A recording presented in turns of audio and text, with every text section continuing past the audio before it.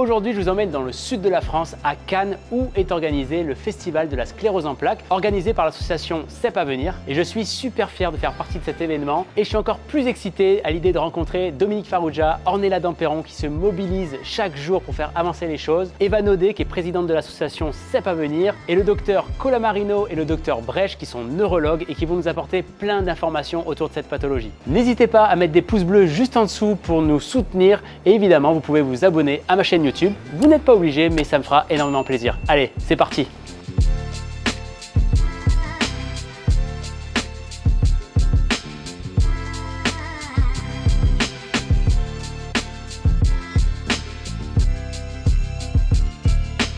Je m'appelle Eva Naudet, je suis la présidente de l'association CEP Avenir. Il y a 7 ans, on m'a diagnostiqué une sclérose en plaques après 6 ans d'errance thérapeutique et ça a été très vite. Au bout d'1 mois et demi la canne, 3 mois le déambulateur et après très rapidement j'ai fini dans un fauteuil roulant. Donc de là j'ai perdu l'usage de mes jambes pendant 2 ans et demi. J'ai vu plusieurs neurologues qui m'avaient dit c'est fini, vous ne pourrez plus marcher, il va falloir se faire à l'idée. Et je me suis dit non, à 31 ans j'ai pas eu d'accident de voiture qui m'a sectionné la moelle épinière, donc je vois pas pourquoi je pourrais pas remarcher. Donc j'ai appelé mon chef de rééducation, on a formé une belle équipe et 8 mois après me voilà sur mes jambes avec une canne, en ayant bien évidemment intégré l'activité physique adaptée qui est primordiale, une bonne hygiène de vie, savoir bien s'entourer et beaucoup de positivité. Alors la sclérose en plaques, c'est une maladie auto-immune, c'est-à-dire que c'est une sorte d'auto-agression du propre système nerveux central. On peut avoir des signes moteurs, tu as une faiblesse d'un bras, d'une jambe, des 2 bras. Ça peut être également des troubles sensitifs, des fourmillements, un engourdissement. Mais c'est des symptômes qui vont durer, ce pas des symptômes qui sont très furtifs. Et bien sûr des troubles visuels, c'est-à-dire une baisse de vision avec une douleur dans l'œil chez quelqu'un de jeune. C'est une maladie très fréquente qui est révélée par ce type de névrite optique. Ça, c'est les signes classiques. Et après, on a des signes plus atypiques qui sont parfois invisibles. Ça peut être de la fatigue chronique, ça peut être des douleurs. Des fois, les patients ont un errement dans le traitement, dans le diagnostic. Ils vont voir un rhumatologue ou d'autres spécialistes alors que c'est la sclérose en plaques. Et ça peut être également parfois une plainte cognitive. Eva, est-ce que tu peux nous parler de l'association CEP Avenir? Bien sûr. Alors l'association CEP Avenir, pour la petite histoire, le concept du parrainage m'est venu il y a 6 ans, sur mon lit d'hôpital. D'accord. Quand j'ai appris mon diagnostic, je me suis dit, mais en fait, on est complètement seul. Quelque chose que tu as ressenti Ah oui. Et j'étais pas la seule du coup, puisque je suis allée sur des groupes Facebook où je voyais cet isolement et du coup les gens sortaient carrément de leur parcours de soins. Et je me suis dit, je connais les alcooliques et eux bénéficient justement de ce système de parrainage. Ouais. Donc du coup, j'ai lancé l'association CEP Avenir avec le concept du parrainage où j'ai recruté les différents parrains-marraines. Okay. Et à ce jour, nous en sommes à plus de 400 patients parrainés. 400, c'est énorme, c'est super. Et les retours? Oh, les retours, c'est juste magique parce qu'on tombe sur des gens qui pensaient que leur vie s'arrêtait, qu'ils ne pouvaient plus avoir d'enfants, qu'ils ne travailleraient plus, qu'ils ne pourraient plus faire de sport. Et là, ils se disent, mais non, en fait, il y a de l'espoir. C'est possible. C'est génial. Et toi, tu dois être fière de cette association, du coup. Bah oui, c'est mon bébé. Autre chose, Eva, sur l'affiche, j'ai vu que tu avais marqué Festival de la sclérose en plaques. Et c'est vrai que la première fois quand on le lit, on se dit, pour un sujet aussi sérieux, peut-être morose, d'où t'es venue cette idée en fait? On parle tellement de la maladie du côté un peu négatif. Alors je dis pas qu'il n'existe pas, hein, mais il n'y a pas que ça. C'est vrai. Et donc ce qu'on voulait montrer, c'était cette mise en lumière de la première cause de handicap chez le jeune adulte en France. Quoi de mieux qu'à Cannes pour faire le festival de la sclérose en plaques? Là, on est au lieu idéal. Un des slogans de l'association, c'est du visible à l'invisible. Oui. Pourquoi? Tout simplement parce qu'on a connaissance des handicaps visibles, mais essentiellement ce qu'on a, c'est des symptômes invisibles. Ouais. C'est-à-dire on a des troubles cognitifs, on a des troubles sensitifs, on a des troubles urinaires. Là, tu vois, au moment où je te parle, j'ai des barbelés qui tournent dans ma jambe continuellement.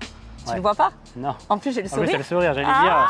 Eh ben oui, c'est un bonheur. Ouais, c'est ça, d'accord. C'est tous ces mots que les gens ne voient pas, mais que les patients vivent. Et c'est le plus dur à faire comprendre, surtout pour l'entourage. Déjà que la fatigue chronique n'est pas évidente, alors leur dire qu'on oublie tout. Et c'est important de communiquer là-dessus, parce que les patients le vivent. Et je vais te raconter une anecdote. Quand on va dans une place réservée aux handicapés, les gens viennent nous voir en disant « mais vous avez pas honte ?» Parce qu'ils nous voient ou debout sans la canne ou avec la canne. Donc il faut sensibiliser, parce que c'est pas parce que ça ne se voit pas que ça n'est pas réel.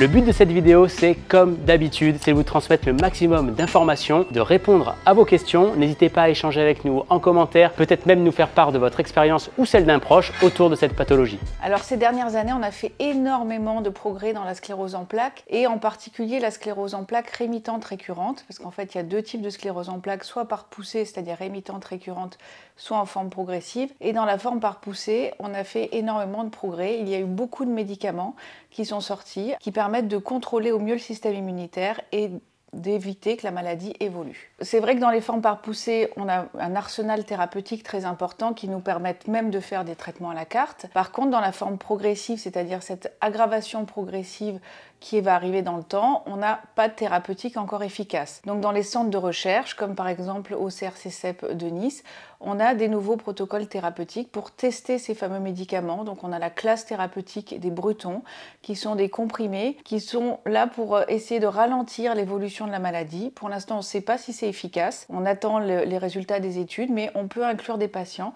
qui ont des formes progressives pour essayer de trouver enfin le médicament qui ralentisse l'évolution du handicap. Ornella, est-ce que tu peux me dire pourquoi tu es engagée dans cette cause? Alors moi je suis engagée dans la lutte contre la sclérose en plaques parce que j'ai un papa qui est atteint de sclérose en plaques depuis à peu près 36 ans maintenant. Donc c'est forcément quelque chose qui me tient extrêmement à cœur. Je sais que tu es présidente d'une association, est-ce que tu peux nous en parler? J'ai fondé et créé la CEP Party il y a maintenant 10 ans. C'est vrai que je suis artiste à la base, je ne suis pas médecin, j'ai pas de vaccin, de médicaments miracles. Le but du jeu c'est de donner le sourire aux malades et ça fait partie d'un des traitements miracles de la sclérose en plaques. Donc pour moi, c'était de créer des événements, des spectacles, juste pour redonner le sourire aux malades, pour pas parler de la maladie et pour dire vous n'êtes pas tout seul, il y a plein d'autres personnes et puis il y a des gens qui sont pas malades mais qui sont là pour vous aider. On t'a vu danser tout à l'heure, c'était magnifique. Comment tu as imaginé cette chorégraphie? Je suis partie sur le principe de la maladie parce que c'était ça aussi qu'il fallait mettre en avant. Mais je suis quelqu'un de très positive, je déteste les gens qui sont négatifs. Je me suis inspirée d'Eva en fait, tout simplement. D'accord. Parce que c'est une personne hyper solaire, qui a toujours le sourire, qui est malade, qui va pas bien parfois, qui le dit. Et puis qui dit aussi, il y a des jours je vais super bien les gars et j'ai envie de véhiculer ce message-là. Et donc du coup je me suis dit, je suis partie sur un habit de Pierrot parce que le but du jeu c'était de doucement au fur et à mesure de retirer cette carapace qui sert de maladie parce qu'on peut s'enfermer dans une carapace quand on est malade et de dire aujourd'hui je suis comme je suis avec ma maladie mais je le vis bien, j'ai le sourire et j'espère essayer d'avoir donné un petit peu de sensibilisation à tout le monde comme ça.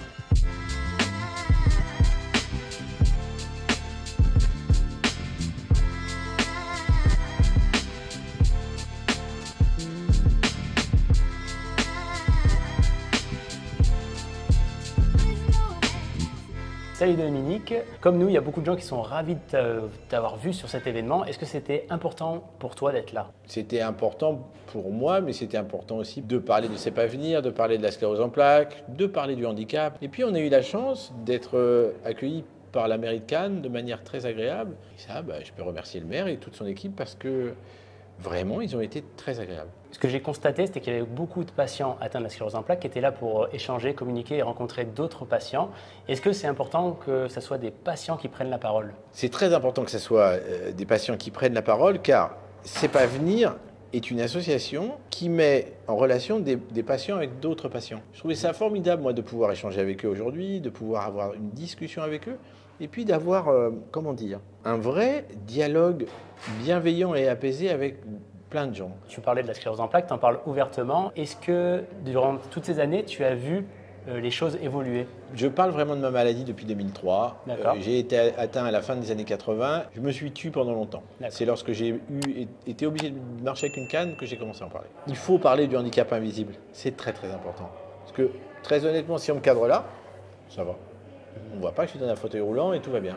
Pour moi, c'était important de porter la voix, de dire que j'étais malade et de dire que ma maladie, elle n'empêchait pas de travailler. Qu'est-ce que tu dirais aux gens qui sont confrontés à la maladie depuis peu et qui ont peur de faire face à cette maladie?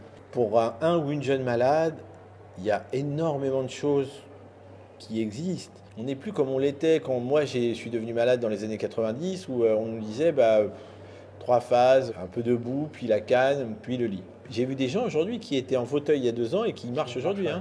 Donc on peut y croire.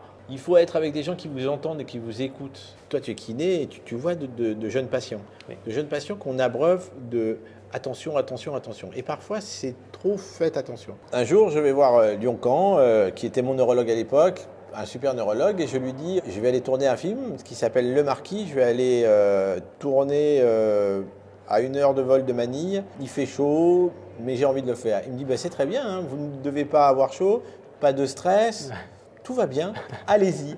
Et c'était plutôt rigolo car il aurait dû me dire tout le contraire. Mais il savait tellement que c'était important pour moi que de faire ce film. Sans Lyon Can, je ne l'aurais pas fait. Parce que mon neurologue me dit, OK, il faut travailler, il faut le faire, vous avez envie de le faire, faites-le. Voilà ce qu'il faut faire au cas où.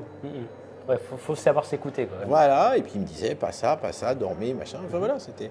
Et je l'ai respecté. Et d'ailleurs, donc tu disais que l'activité physique adaptée, ça te faisait du bien. L'activité physique adaptée, ça a été une révélation pour moi. D'une part, parce que ça me fait bouger, ça me fait faire du sport, je suis en fauteuil roulant. Et d'autre part, on arrive à récupérer des choses. On arrive à retrouver des sensations, on arrive à se relever. Moi, juste avant le confinement, je marchais 20 pas. Mais là, je me lève, j'arrive à m'élever sur mes cannes, faire 3 à 4 pas, rentrer dans un ascenseur, tenir un peu debout. En fait, c'est vrai que dans les formes par poussée, il y a un symptôme et après le patient peut récupérer entièrement ou bien récupérer avec des séquelles. Plus les patients sont jeunes et plus on les prend tôt dans la maladie, plus la récupération est possible. Donc oui, il y a des phases où les patients peuvent se dégrader, être en fauteuil et revenir marchant. Pour ça, il y a à la fois le fait qu'il y a beaucoup de rééducation, ça c'est très important, l'activité sportive, la rééducation, l'activité physique adaptée, la kinésithérapie, ça ce sont des choses qui permettent aux patients de récupérer parce que nos médicaments ne sont pas là pour récupérer mais pour éviter d'autres handicaps. Donc ce qui va vraiment améliorer le patient, c'est tout ce qui est de l'activité sportive au sens large. Le corps a la capacité de trouver d'autres réseaux pour pouvoir améliorer son symptôme. Quand j'ai pris conscience qu'il fallait être acteur de sa santé, il ne fallait pas attendre que ça vienne, juste prendre des médicaments et se dire « Ah ben je vais guérir ». Par contre, on peut apprendre à mieux vivre avec. Ce qui veut dire une hygiène de vie. On doit adapter son alimentation en fonction de son corps, de ce qu'on tolère ou pas. Des étirements quotidiens, matin et soir. L'activité physique adaptée, je le dis et le redis. J'ai commencé assise à juste pouvoir me lever comme ça de mon fauteuil à faire des tractions. À l'heure actuelle, je vais à la salle de sport, je pousse 120 kg à la presse et je cours sur un tapis de course. Donc rien n'est impossible, il faut juste essayer. Tu parlais de l'importance de faire de l'activité physique adaptée, mais il y a aussi ce problème de fatigue chronique chez les patients. Comment toi tu t'arrives à jongler entre tout ça? Je suis comme tout le monde, hein, je suis crevé. Ouais. Je suis fatigué. Mais tu sens quand même les bénéfices. Mais c'est ça qui est génial, c'est que tu fais un transfert et tout d'un coup tu arrives à te lever. C'est génial parce que je ne savais pas que nos muscles ont une mémoire. Ouais. Je ne savais pas qu'on a une mémoire de la marche et qu'on peut la retrouver. Donc après, il faut que tout fonctionne. Mais c'est génial.